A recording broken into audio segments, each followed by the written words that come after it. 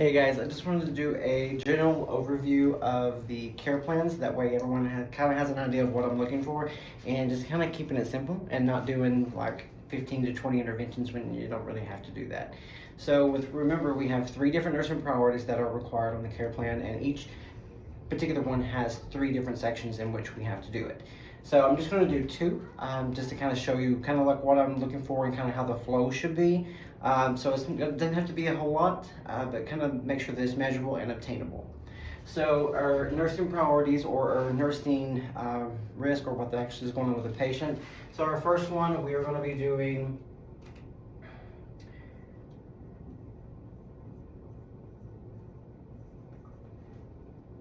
increased risk for sepsis.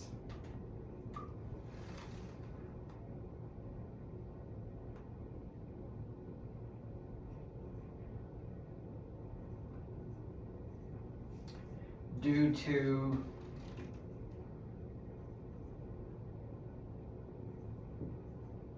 aspiration pneumonia,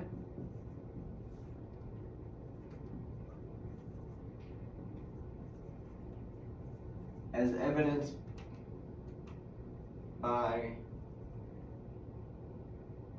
elevated WBC and fever.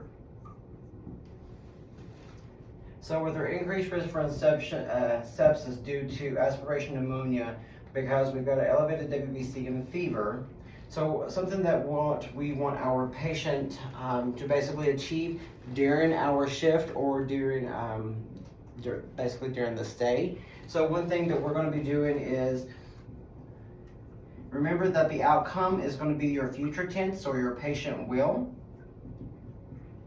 Patient will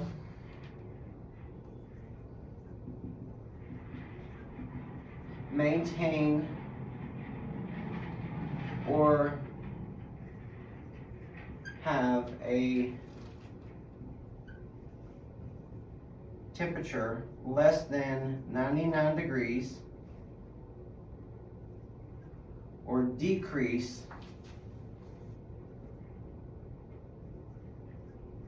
more than 2 degrees from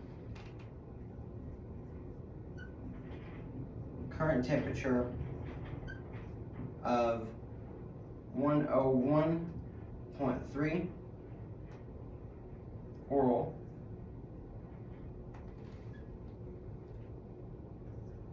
and have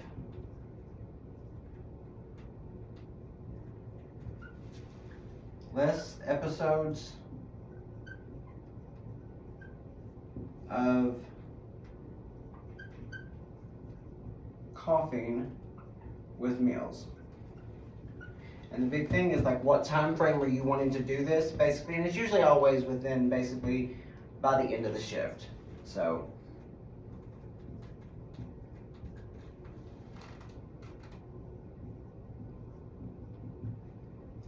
the big thing of what we're wanting to look at, as far as what we're wanting to measure, essentially, we have got for our form is less than a temperature of 99, or 2 degrees from the current temperature of 101, and have less episodes of coughing with meals, basically, in the time frame in which you're wanting to actually achieve that is by the end of the shift.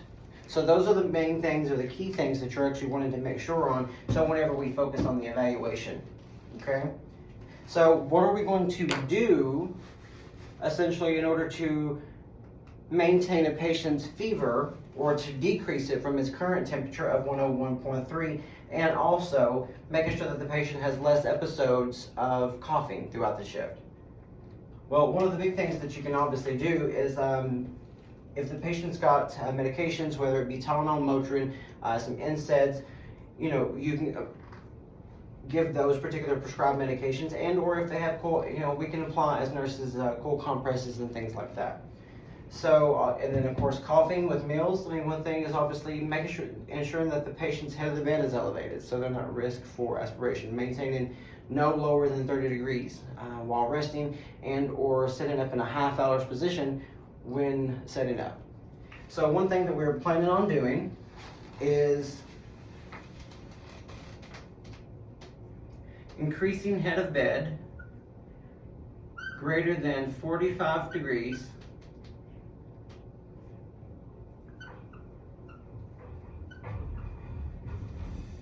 when eating meals and providing or administrating, I'm going to do some abbreviations here, administration or administrating PO or rectal Tylenol per MD orders, Q or every 4 hours PRM.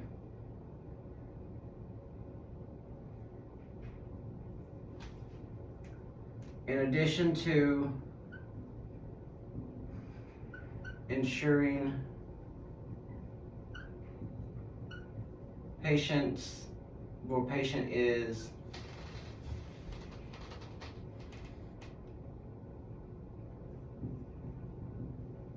eating meals slower and taking smaller bites. It's simple, but it's effective, does exactly the same. So the other thing, as far as why are we, for the rationale, why are we planning on increasing the head of the bed? Why are we encouraging them to make sure that they take smaller bites? Why are we giving the Tylenol? So basically, now your rationales may be a little bit bigger. That's totally expected, because I want to make sure that you know why you're doing what you're doing. Okay, so you are doing this big. So let's see.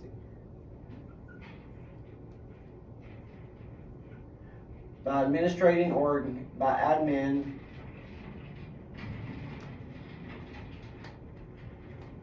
prescribed medications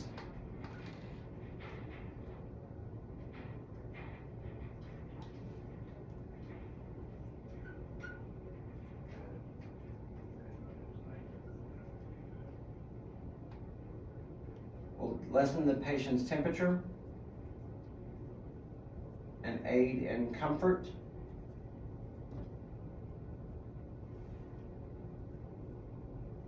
while sitting up in a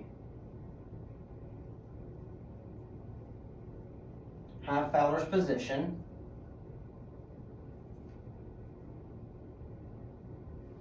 will ensure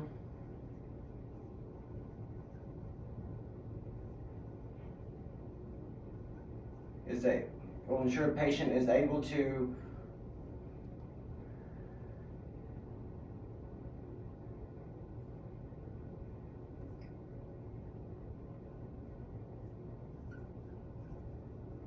adequately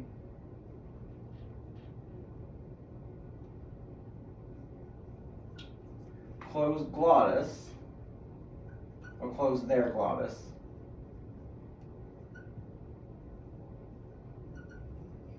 with swallowing and thus decreasing any increase of aspiration pneumonia with meals. All right, so the implementation is basically what we did. So this is what we planned on doing, and what did we do during this shift to obtain what we want, to achieve our goal. So implementation, what did we do? We provided Tylenol times 2 rectally during shift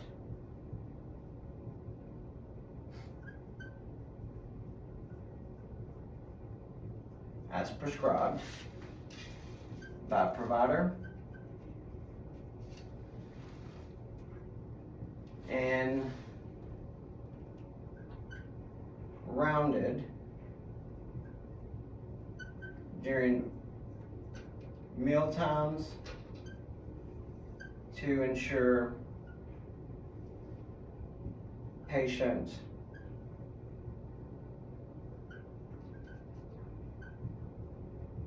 was sitting up in bed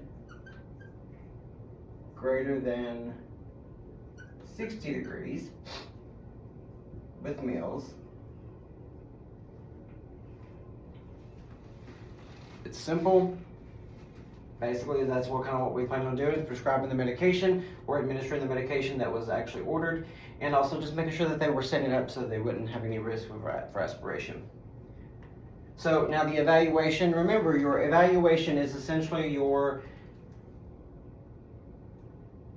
past or present tense of your outcome, which is your present and or future tense of this. So our evaluation of our outcome, because remember we wanted to maintain a temperature less than 99 or have more than 2 degrees from our current temperature of 101.3, and to decrease any coughing with meals. Now the evaluation can be simple, it can be effective, and straight to the point. It doesn't have to be, but please do not put patient met goals. I want to be able to know what happened and or what did not happen. So don't put patient met or don't put patient did not meet. Okay, I want to know a little bit more details into that. So your evaluation, like remember like what we talked about as far as if it was achievable, and I want a goal and I want it to be attainable and I want it to be measurable. So our evaluation, we want it to be what happened. So patient temperature on last round noted to be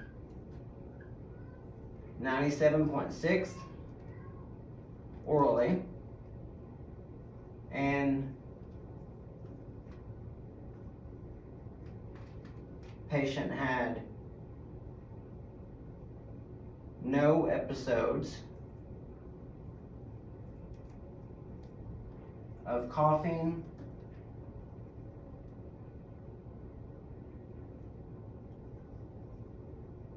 while eating and drinking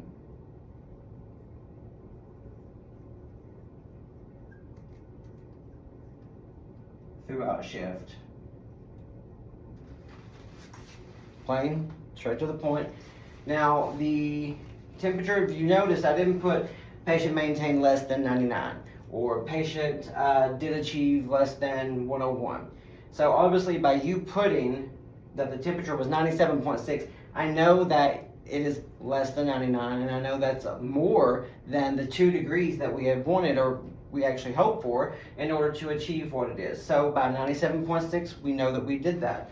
Also had no episodes of coughing during the, with any meals and or drinking, so we knew that we achieved that goal as well. And that's basically, by stating that like that, we know that we met that. You don't have to put patient less than 99 or drop more than 2 degrees. I want to be able to know what it was and or what if it was met or not. Okay. So the other thing, another evaluation or another nursing priority. So let's do this one.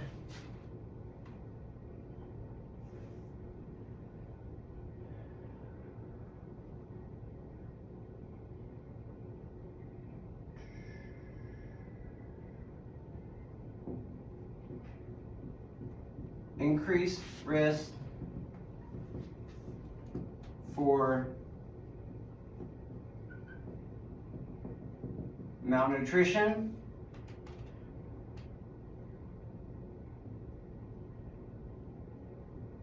due to poor intake greater than 2 weeks,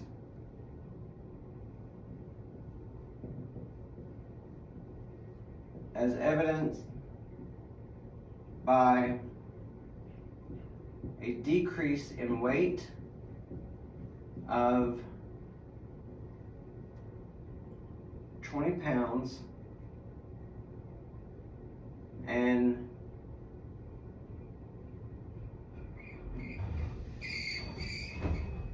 abnormal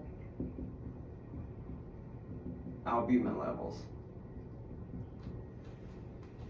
Okay, so what is something that, because we're at risk for malnutrition, because our intake has basically been poor, it has essentially, we've lost the weight and we've got abnormal labs. So what are some things, or what's an outcome that we basically want for that to be?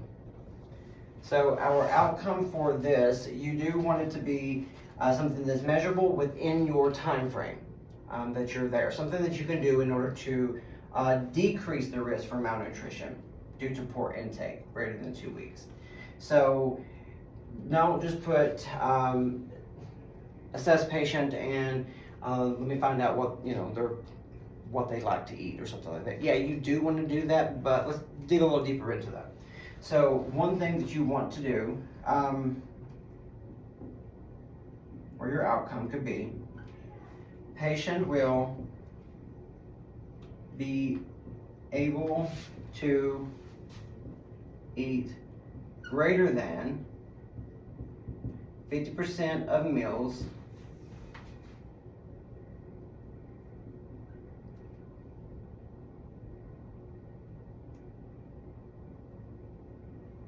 and increase intake of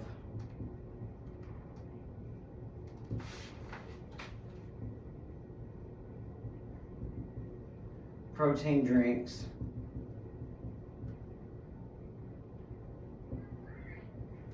from or greater than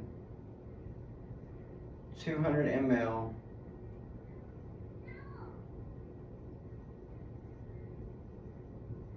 by the end of the day.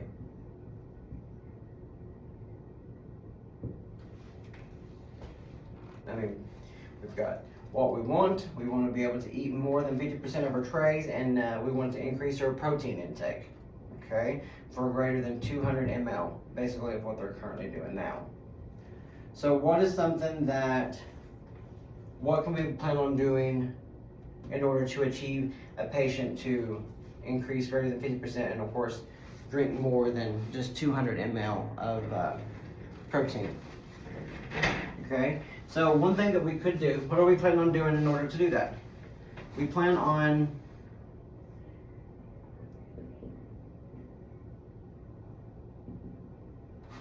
collaborating with the dietitian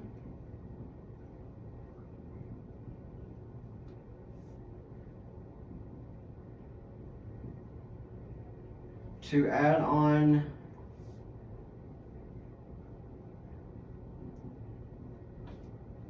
Premier protein drinks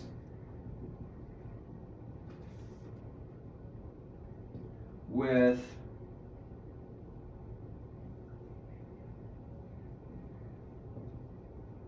breakfast and lunch, or breakfast and dinner, I'm sorry. Breakfast and dinner trays.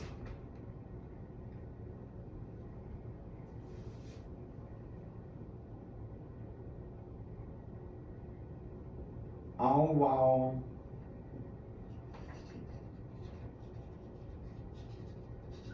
encouraging family to bring patients or some of patients' favorite meals within the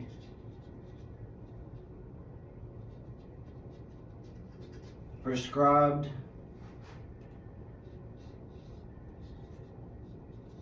diet order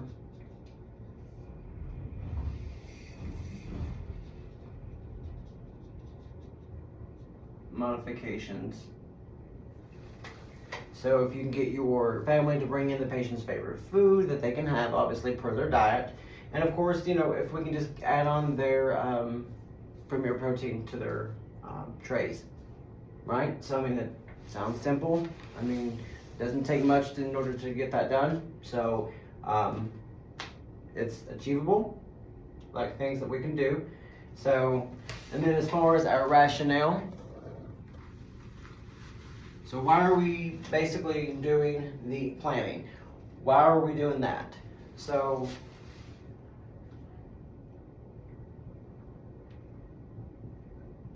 by bringing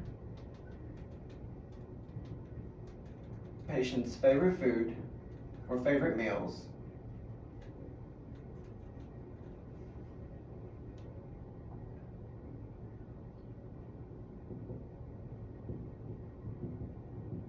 in addition to facility meals,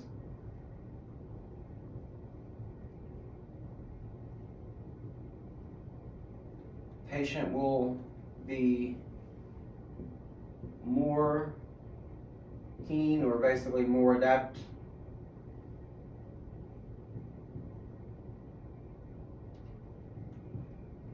to eat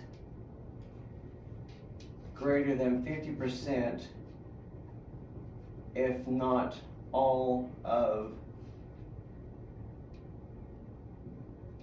meals provided, to increase calorie, protein,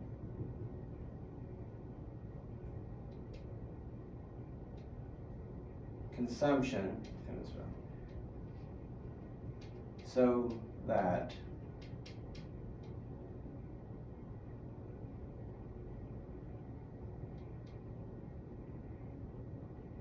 or not so that,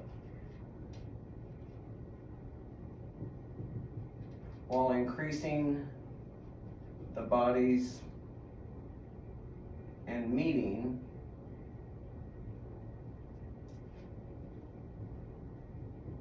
the body's caloric need. Okay, so now that we've got that, what did we actually do? Is the implementation. What did we do in order to achieve our outcome of eating more than 50% and having more than 200 ml of like Premier Protein, so to speak, or protein intake? So we collaborated with dietary and MD and obtained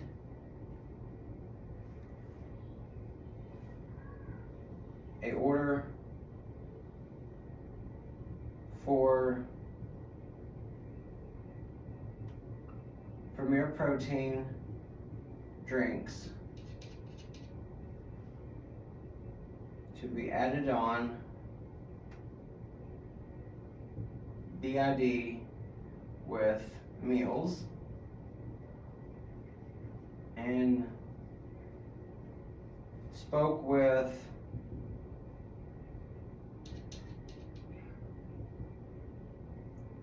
oldest son to bring in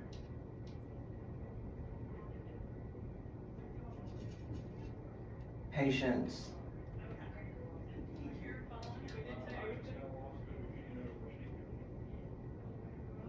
favorite meals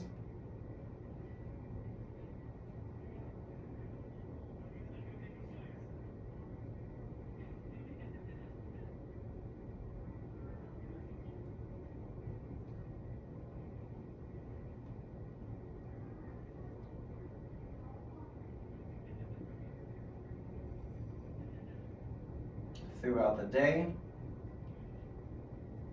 to increase consumption. Okay, so our evaluation basically, what did we do, or what, we got our goal, we got our outcome, what actually happened, or at the end of the shift, what occurred. So our evaluation could be as simple as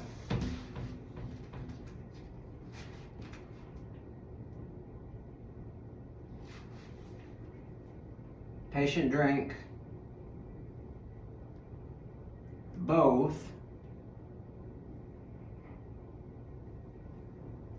Premier Protein drinks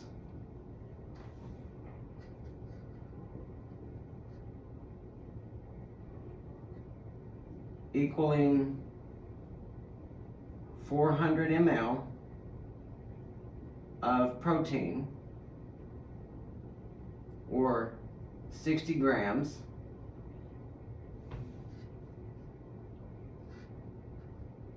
yet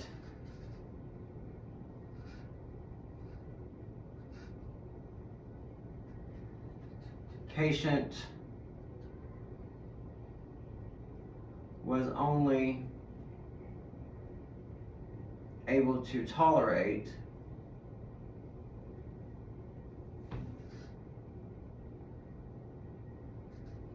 30% of meals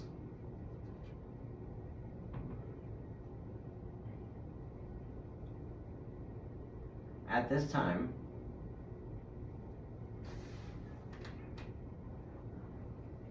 even after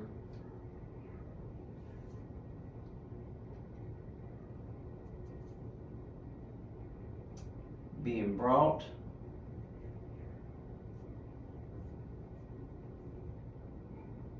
favorite dish from home. So now with that last one, basically all that it is we did meet our greater than 200 ml goal for protein intake as far as the volume amount. However, we were unsuccessful with meeting the 50% or eating more than 50% of the patient's meal. So it doesn't have to be elaborate. It doesn't have to be this big scheme of listing at least 14 to 15 different interventions, and once I get there, let me think of like 4 other rationales. So just kind of remember, whatever your outcome, patient will, or patient did, or actually give the scenario of what it is, okay, for your evaluation.